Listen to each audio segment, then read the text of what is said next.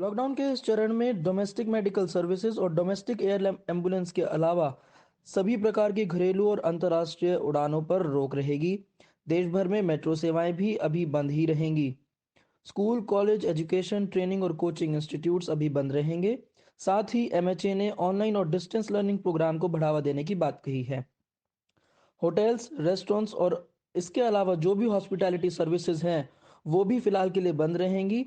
इसमें एक एक्सेप्शन ये रखा गया है कि यदि ये सेवाएं police, government officials, health care workers या फिर टूरिस्ट इत्यादि के लिए स्पेशली खोली गई हैं तो उनको एक्सेप्शंस दिए जाएंगे। इसके अलावा बस स्टॉप पे, रेलवे स्टेशन पर और एयरपोर्ट्स पे कैंटीन्स को खोलने की इजाजत दे दी गई है।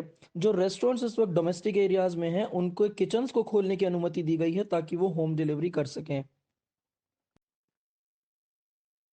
Cinema halls, shopping mall, gym, swimming pool, entertainment park, theatre, bar, auditorium, किसी भी प्रकार के असेंबली हॉल और इसी तरीके के एरियाज जहां पर भीड़ इकट्ठी होती है वो फिलहाल बंद ही रहेंगे। इसमें स्टेडियम्स को और स्पोर्ट्स कॉम्प्लेक्सेस को एक्सेप्शन में रखा गया है और वहां पर अनुमति दी गई है, लेकिन उस पर एक शर्त है, वो ये कि वहां पर ऑडियंस यानी स्पेक्टेटर्स अभी अलाउड नहीं होंगे। सभी प्रकार की social, political, sports, entertainment, academic, cultural, religious gatherings को भी अभी बंद ही रखा गया है यानी प्रोहिबिट किया गया है। इसके अलावा कोई भी रिलीजियस प्लेस या प्लेस ऑफ वर्शिप यानी कि मंदिर, मस्जिद, गिरजाघर इत्यादि सभी बंद रहने वाले हैं और किसी भी प्रकार की रिलीजियस भीड़ को भी कहीं पर इकट्ठा होने से मना किया गया है। विवाह समारोह में ज्यादा से ज्यादा 50 लोग और अंतिम संस्कार में ज्यादा से ज्यादा 20 लोगों को ही जाने की अनुमति दी गई है। एमएचए की गाइडलाइंस में नाइट कर्फ्यू लगे रहने की बात की गई है, जिसके चलते शाम 7 बजे से लेकर अगले दिन सुबह 7 बजे तक किसी भी प्रकार की मूवमेंट पर पूर्ण प्रतिबंध रहेगा। मंत्रालय ने अपनी गाइडलाइंस में प्रोटेक्शन ऑफ वल्नरेबल पीपल की भी बात की है, जिसके तहत उन्होंने कहा है कि 65 वर्ष से ज्यादा आयु के लोग, इसके अलावा प्रेग्नेंट औरतें या 10 साल से कम के बच्चों को घर पर रहने की ही हिदायत दी जाती है। जैसा कि पीएम-सीएम मीटिंग में ज्यादातर स्टेट्स के चीफ मिनिस्टर्स की मांग थी, केंद्र सरकार ने अब की बार अपने नोटिफिकेशन में राज्यों को यह अधिकार दिया है कि वो अपने हिसाब से रेड, ग्रीन और ऑरेंज जोन्स डिफाइन करें। इसके अलावा रेड और ऑरेंज जोन में दो अलग प्रकार के जोन्स भी लाए जाएंगे, जिनमें कि कंटेनमेंट जोन्स और बफर जोन्स होंगे, जिसको कि district authorities ministry of health and family welfare की गाइडलाइंस को ध्यान में रखते हुए डिमार्क करेंगे। लॉकडाउन के इस चरण में सभी प्रकार के गुड्स कार्गो कैरियर, ट्रक, टेम्पूज को भी स्टेट और इंटर स्टेट ट्रेवल की अनुमति दी जा रही है। इसके अलावा खाली ट्रक्स को भी मूवमेंट की अनुमति दी जा रही है। साथ ही गाइडलाइंस में यह भी कहा गया है कि जो लोग मेडिकल सर्विसेज से जुड़े हुए हैं यानी कि doctors, nurses, paramedical staff, ambulance और सैनिटेशन वर्कर्स, इन लोगों को अनइंटरप्टेड मूवमेंट की भी अनुमति दी गई है। कंटेनमेंट जोन्स में केवल और केवल एसेंशियल सर्विसेज ही अलाउड होंगी और किसी भी प्रकार का मूवमेंट वहां पर अलाउड नहीं होगा। अब की बार केंद्र ने राज्यों को यह अधिकार दिया था कि वो अपने हिसाब से दुकानों के खुलने या बंद होने का पैटर्न डिसाइड करें, जिसके चलते दिल्ली सरकार ने यह फैसला लिया है कि मार्केट एरियाज में मौजूद दुकानें ऑड इवन बेसिस पे खुलेंगी, यानी एक दुकान छोड़कर एक दुकान प्रतिदिन खुलेगी।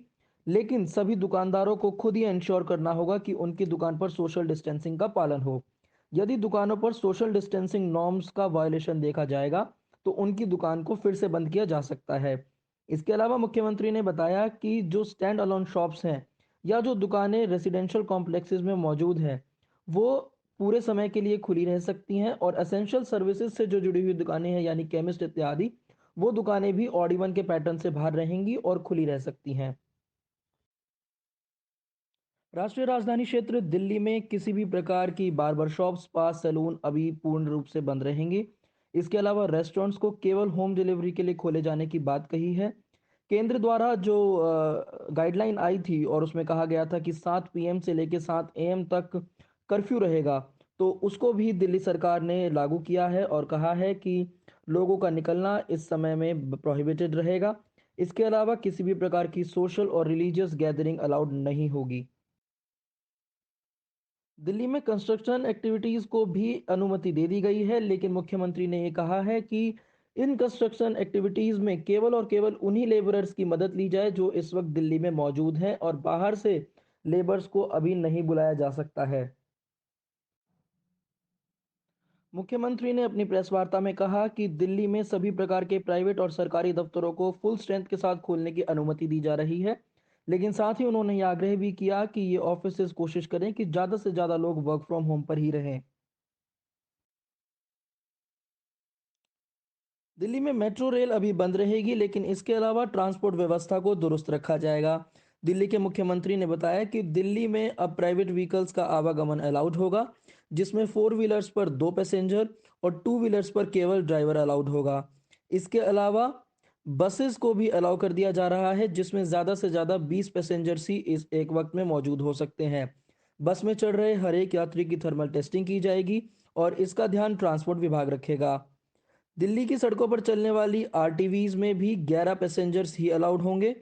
इसके अलावा मैक्सी कैब में 5 पैसेंजर, ग्रामीण सेवा फटफट सेवा में 2 पैसेंजर, टैक्सी और कैब में 2 पैसेंजर, और रिक्शा, ऑटो रिक्शा या ई रिक्शा में केवल 1 पैसेंजर ही अलाउड होगा। साथ ही मुख्यमंत्री ने बताया कि हर एक पब्लिक ट्रांसपोर्ट व्हीकल के ड्राइवर की ये ड्यूटी होगी कि जब भी कोई सवारी उसके व्हीकल से उतरती है तो उसकी सीट और आसपास के एरिया को वो डिसइंफेक्ट करे, ताकि अगले यात्री को भी कोई समस्या ना हो और उस गाड़ी के ड्राइवर को भी कोरोना की कोई शिकायत आने वाले समय में ना हो।